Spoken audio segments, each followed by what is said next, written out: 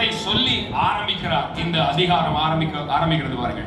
இந்த காரியங்கள் நடந்த பின்பு, எல்லாரும் சொல்லுங்க, ஒரு கையை உயர்த்தி சொல்லுங்க. இந்த காரியங்கள் நடந்த பின்பு.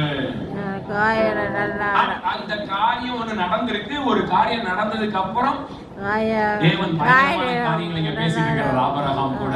என்ன காரியம் நடந்துச்சு? எந்த காரியம் நடந்த பின்பு? நீங்க நன்றாக கவனிங்கள். அதுக்கு முந்தின அதிகாரம், ஹalleluya, 15வது அதிகாரத்துல ஒரு காரியம் நடக்கிறது. என்ன தெரியுமா? ஆமென். 14வது அதிகாரம் 17வது வசனத்தில் இருந்து வாசிக்கிறேன். ஆமென். 18வது வசனம். அன்றியும் உன்னதமான தேவனுடைய ராஜாவாகிய மெல்கிசேதேக்கு அப்பமும் திராட்சரசமும் கொண்டு வந்து வானத்தையும் பூமியையும் உடையவராகிய உன்னதமான தேவனுடைய ஆசீர்வாதம் ஆபிரகாமுக்கு உண்டாவதாக என்று சொன்னார். என்னை கவனிக்கிறீங்களா?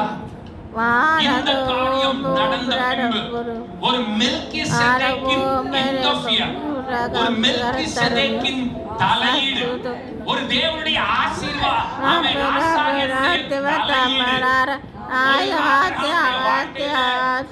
நடந்த பின்பு கர்த்தர் ஆபிரகாமுக்கு தரிசனமாக சொல்லுகிறார். ஏ ஆபிரகாமே, நீ பயப்படாத, இனி நானே உனக்கு கேரட்டகமாயிருப்பேன், நானே உனக்கு மகா பெரிய பலனாயிருப்பேன். ஏன் தெரியுமா? ஏன் தெரியுமா? இதுவரை இருந்த ஆபிரகாம் போல அல்ல, இப்பொழுது ஒரு மெல்கிசேதேக்கு தலையீடு உண்மையில் இருக்கிறது. என்ன கவனிக்கிறீங்க? ஒரு அல்லேலூயா சொல்லுங்க பார்க்கலாம்.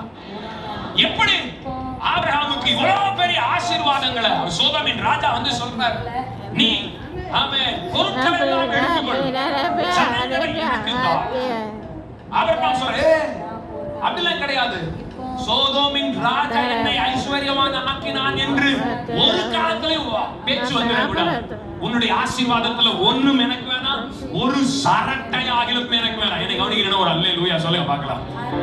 ஆபிரகாமை ஐஸ்வர்யவான் ஆக்கினேன் என்று நீர் சொல்லாதபடிக்கு நான் ஒரு சரட்டையாகிலும் பாத்திரத்தின் பானையாகிலும் உமக்கு உண்டானவைகளில் யாதொன்றையாகிலும் நான் எடுத்துக்கொள்ள மாட்டேன். இந்த வைராகியம் எங்கே இருந்து வந்தது?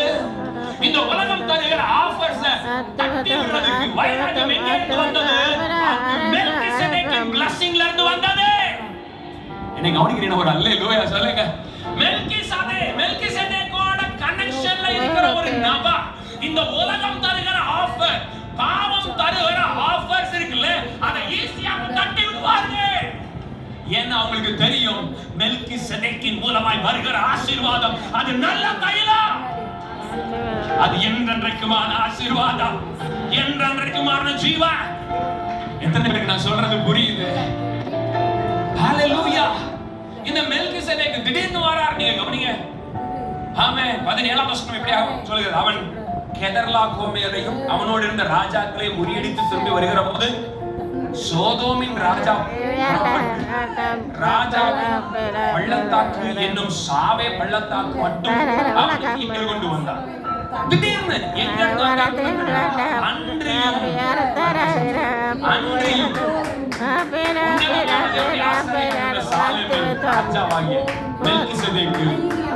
ஆபிரகாமை சந்திக்க வருகிறார். எங்க இருந்து வந்தான்?